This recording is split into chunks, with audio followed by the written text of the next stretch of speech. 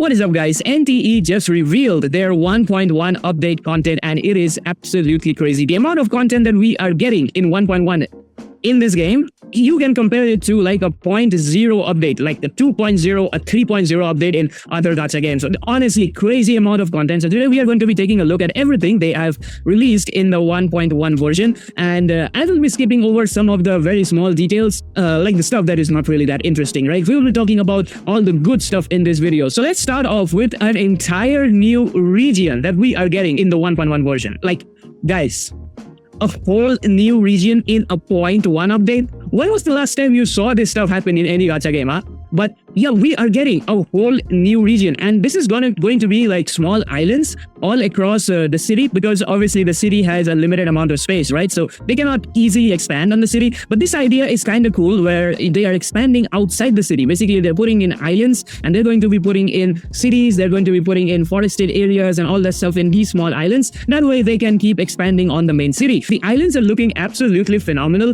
and they kind of have this whole Japanese aesthetic going on to it. I mean, the whole city of Heteru kind of has the Japanese aesthetic, but I think they went particularly strong with these islands right here, like the style of the buildings and everything. It just looks really, really pretty, kind of like a coastal island, a small city on the outskirts of Japan. It looks really, really calm, really peaceful. So when you look at Heteru, it's like a very metropolitan city. It has got big buildings, skyscrapers, lots of traffic. But then you look at these new regions that they are dropping, and they give the countryside vibes, you know, the very pretty like casual life, slow life, lots of nature, not really a lot of traffic, small buildings. Personally, I really enjoy having regions like this in games where, you know, I like the city part of the games, but I really like the countryside as well. So I'm really looking forward to this new island that they are dropping. Going forward, we are getting a new anomaly boss as well. Now this boss looks kind of crazy. I mean, it's got all of these circus themes going on around, like, and this boss is like a huge statue. It looks absolutely magnificent. You know, this whole domain and everything about this boss, this kind of reminds me, it's kind of giving me a little bit of HSR vibes. I mean, it may just be me, okay? It may just be me, but it's giving me a little bit of HSR vibes. I don't know, but the boss design looks absolutely cool. It's a huge boss. It has like this huge spinning pirate ship kind of thing, pirate ship wheel at the back of it. It looks really cool. Aside from that, we are definitely getting Lacrimosa as our first limited 5-star in the 1.1 version. Now, you guys probably already know Lacrimosa. I mean, everyone has probably met her in the main story quest or in the story already. It's really a main story quest. I think it's a side quest, right? But anyways, she is pretty popular. She is really cute, and I guess a lot of people already know what Lacrimosa does because you do get to play her. So she's going to be a little bit similar to that. Her abilities are also really cool in the sense where she can use her ultimate to copy the enemy, and then you can use the enemy's abilities on the enemy. I don't know why like we don't have this concept in other games, to be honest, because this feels like such a no-brainer thing to put in a fantasy gacha game, copying the enemy's abilities, yet no game has somehow done it. So this is really cool that you can do with Lacrimosa. You can basically turn into the boss and attack the boss. It's really cool. Aside from that, yeah, you can like see on the screen, right? We like sure change our form, we turn into the boss. It is really cool. Aside from that, you also apply stacks on the enemy, and these stacks deal continuous damage on the enemy, which increases over time. So Lacrimosa is looking very strong. Now that is obviously from the gameplay that we have seen. We don't know how the numbers are going to stack up, but it's just from the gameplay itself, she looks really fun, and she looks to be very strong, especially her DOT. Second character that we are getting is Chaos. Yeah, his name is literally Chaos. His name is literally Chaos. He's not the Chaos element though, right? So this guy, in my opinion, looks absolutely badass. He's got the Lakshana attribute to him. Now, it's kind of weird, like his name is Chaos, but then his element is absolutely opposite to like what his name is. But once again, Chaos seems to be a really cool male character. Now, we don't really have a lot of cool male characters in the game, so yeah, it's always a welcome. Personally, I am liking Chaos's gameplay a little bit more because he seems to be very fast with his attacks. I am just a sucker for fast attacking characters. Also, a really cool thing about Chaos is he can summon his pet dog, and whenever you leave the pet dog, you can actually teleport back to the pet dog. Like, he will open this whole dimensional gate kind of thing, and you can teleport straight to the pet dog. So you can use it to like put the dog anywhere in the city, and then you can like travel back to the dog. This sort of like, you know, small quirks I really appreciate, especially like when you take a look at characters like Hotori. She can freeze time in the city. Then you have Nanali, you can just straight up walk on buildings. So this sort of abilities that, you know, change the way you interact with the city, I find it really cool, and that is probably why I am a little bit more biased towards Chaos. But however, another interesting thing to note is, if you guys are looking at the screen right now, Lacrimosa is gonna have a 3-week banner period but Chaos is gonna have a 2-week banner period. I don't know why they decided to go with this. Like, it feels kind of weird, right? It feels weird in the sense that they are not prioritizing the male character, which, I mean, makes sense. Like, male characters in gachas don't really sell that well, but reducing the banner period for the male character and increasing the time for the female character, it feels a little bit weird to me. And anyways, if you guys want Chaos, yeah, you are gonna have a little bit of a time crunch situation going on, so I will suggest that you save your polls for this guy. Now, here is something interesting that I found to be really cool in this update. We are getting an in-game social media app. Now, the devs have not really clarified what you can do in this app. I mean, like, can other players randomly see what you're posting, or only your friends can see? Do people even see what you are posting, or is just a random bot generated replies or something like that? You know, just the NPCs in the city randomly reacting or commenting to your posts. But yeah, this seems to be a really cool concept. The first time we saw it was in the GTA 6 trailer. If you guys remember, GTA 6 really teased how they're gonna have in-game social media, and it absolutely took everyone by the storm, because that was like such a cool concept to have. You can just see what's going around in the city in the social media app, and you can use your phone like a real phone. So after that, we saw this in Ananta, where Ananta also showed off this social media app thing, but then God knows what is going on with Ananta, bro. What even is going on with this game? Will that game even release? We don't know. Just let's get that out of the way. But yeah, looks like NTE is gonna get their own social media version of this, and this one is going to be called Bagel. A really cool name. In fact, if they release a real social media app with the name of Bagel, it's gonna be kind of cool. But basically, they want you to post whatever you want on this app, like moments from the city, and they are going to be giving you certain currency based on like the interaction you get on your posts. So I don't know how that is gonna work, like what sort of stuff you can buy with this currency, and if you don't interact with the system, is there gonna be any other way to get this currency? Because let's be real, if this system works with other players, then I can see a lot of people who may not really want to engage with this. Let's see how this turns out. This seems to be a really cool concept, and even though GTA 6 and Ananta showed off this concept first, NTE devs have put it in reality before any of those games, so kudos to them. And aside from that, we are also getting a second boss. This boss is going to be the Tornado Boss Gang, and you can fight him in the prison. Yeah, the prison where you guys may have been to. If you have not been into the prison, are you even playing the game correctly? But yeah, this guy is gonna be in the prison. He is the leader of Tornado Gang, basically the gang that's been causing a lot of issues, and the way you fight this guy is a little bit different, as in you cannot use your other characters. You only have to use the MC, and the way you do damage to him is by perfect parrying or blocking. So this one is going to be kind of a skill check, I guess, for a lot of people.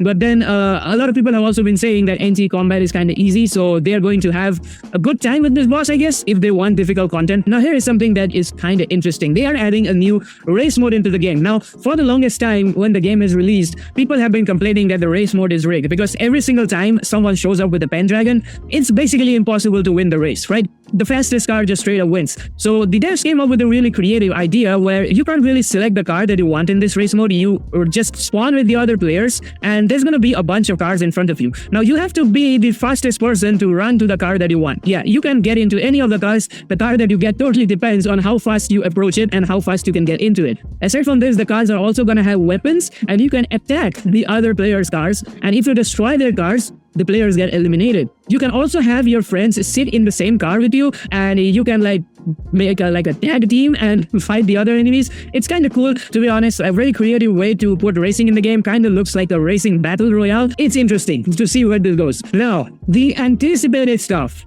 the big stuff.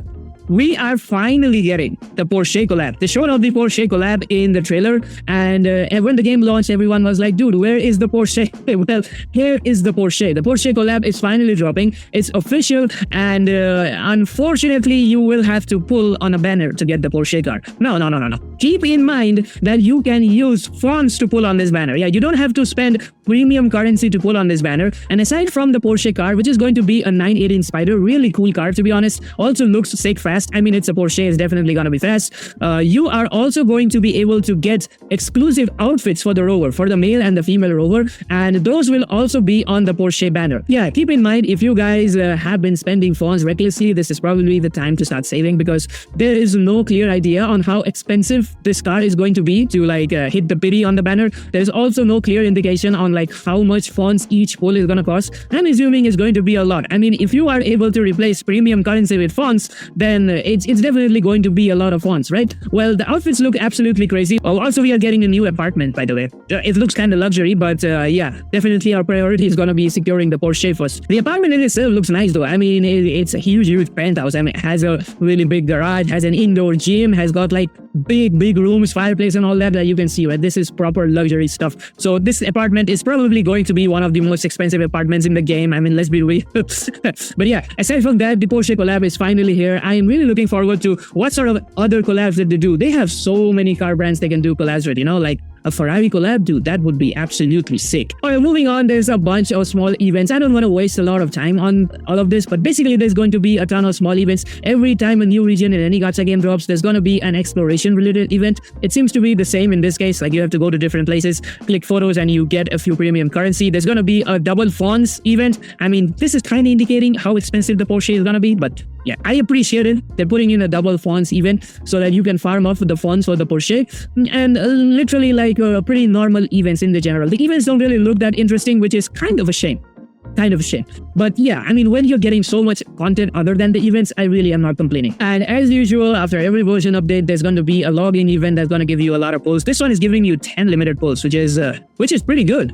I mean, for a 0.1 update, hey man, I'll take it. Some games give 10 pulls in anniversaries. Yeah, so I will take the 10 pulls every single day. And aside from the 10 pulls, they're also giving 5 standard banner pulls and 5 weapon banner pulls. So that's like 20 pulls in total if you mix up all of that. Really good amount. And another really cool thing that we are getting pretty soon in this game is the game is going to release on the Steam Epic Game Store and the Galaxy Store. Galaxy Store is kind of interesting. But yeah, really quick release on Steam and Epic Store. I mean, when you consider a lot of other games have still not released in Steam and they are like 5 years old at this point.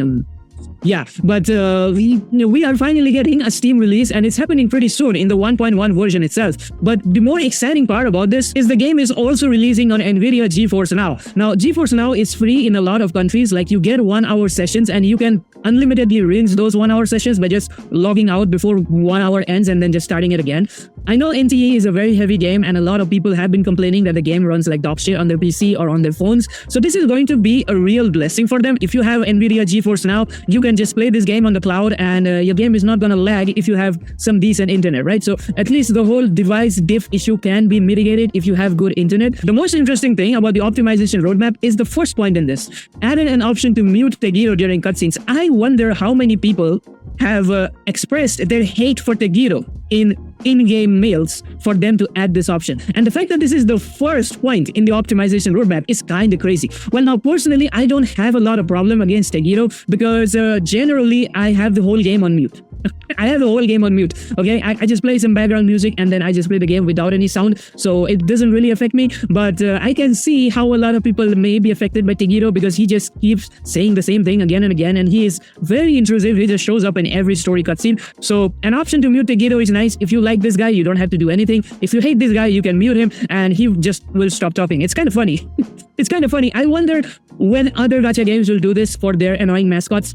Like a few games have really annoying mascots, especially the flying mascot. I'm not gonna be naming the flying mascot. You already know the flying mascot. I absolutely hate it, and I wish I could just delete the mascot from the game. But yes, it's really cool that they're adding this option, and I hope other games do it. Other interesting optimization stuff that I noticed is you can fast travel into the Pink Paws Bank and the Witch's House. The Witch's House is something you need to go pretty frequently when you collect the orbs, so that is a good thing that you can go into the Witch's House instantly. They are adding the option to skip main story episodes, and after you skip them, you get a summary. This is something I believe a lot of people were talking about in version 1.0, that they do have a skip button, but it completely skips the story, so you don't know what's going on. So having a small summary is good, so you can just read through whatever happened in the story sequence. I think this is probably what I will be doing because some of the cutscenes are painfully long. Tune starting stats on several vehicles for better baseline handling. Yeah, a few vehicles did not really handle well. They had very bad turning radius. Like they took way forever. Like they took forever to turn, basically, right? And their braking was really slow. It was very clunky to drive a few vehicles.